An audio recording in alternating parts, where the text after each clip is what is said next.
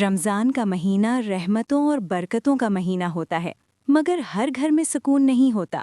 کچھ دل ایسے بھی ہوتے ہیں جہاں حسد اور نفرت عبادتوں کر بھاری پڑ جاتے ہیں۔ عائشہ ایک سادہ، نیک اور صابر لڑکی تھی۔ ماں باپ کے انتقال کے بعد وہ اپنے 2 بھائیوں کے ساتھ رہتی تھی۔ بچپن میں دونوں بھائی اسے بہت چاہتے تھے، مگر شادی کے بعد سب کچھ بدل گیا۔ بڑی بھابھی کو شروع سے عائشہ پسند نہیں تھی۔ وہ اکثر تانے دیتی، کب تک ہمارے سر پر بوجھ بنی رہے گی؟ چھوٹی بھابھی بھی اس کی ہاں میں ہاں ملاتی۔ آہستہ آہستہ بھائی بھی بدلنے لگے۔ وہ جو کبھی بہن کے آنسو نہیں دیکھ سکتے تھے، اب خاموش رہنے لگے۔ رمضان آیا تو عائشہ پر کاموں کا بوجھ اور بڑھ گیا۔ سحری وہ بناتی، افطاری وہ تیار کرتی، گھر صاف کرتی، برتن دھوتی، مگر بدلے میں ملتے صرف الزامات۔ ایک دن افطاری کی تیاری میں ذرا سی دیر ہو گئی۔ بڑی بھابھی چیخنے لگیں، جان بوجھ کر کرتی ہے یہ سب۔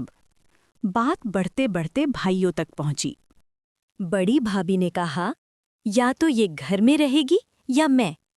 بھائی نے ایک لمحے کو بھی نہ سوچا اور بہن سے کہا، عائشہ بہتر ہے تم کہیں اور چلی جاؤ۔ وہ لمحہ عائشہ کی زندگی کا سب سے کربناک لمحہ تھا۔ اس نے دروازے کی چوکھٹ کو دیکھا جہاں سے اس کی رخصتی کبھی ہنستے ہوئے ہونی تھی، مگر آج وہ آنسوؤں میں ڈوبی ہوئی تھی۔ وہ روزے کی حالت میں گھر سے نکل گئی۔ سڑک سنسان تھی، دل ٹوٹ چکا تھا۔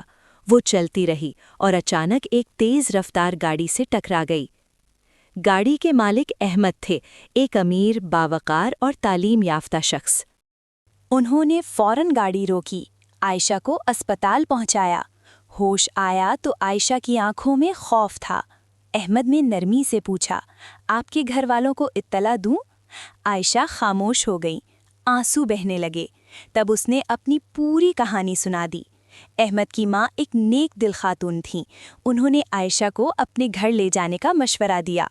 چند ماہ بعد عائشہ کی سادگی اور کردار سے متاثر ہو کر احمد نے اس سے نکاح کر لیا۔ وقت بدلا، حالات بدلے۔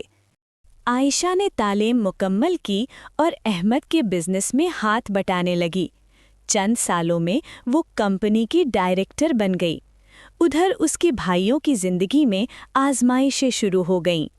بڑے بھائی کی بیوی اولاد نہ ہونے کی وجہ سے اسے چھوڑ کر چلی گئی۔ گھر ٹوٹ گیا، وہ تنہا رہ گیا۔ چھوٹے بھائی کا ایک حادثہ ہوا اور وہ معذور ہو گیا۔ کمانے والا کوئی نہ رہا۔ اس کی بیوی نوکری کی تلاش میں در بدر پھرنے لگی۔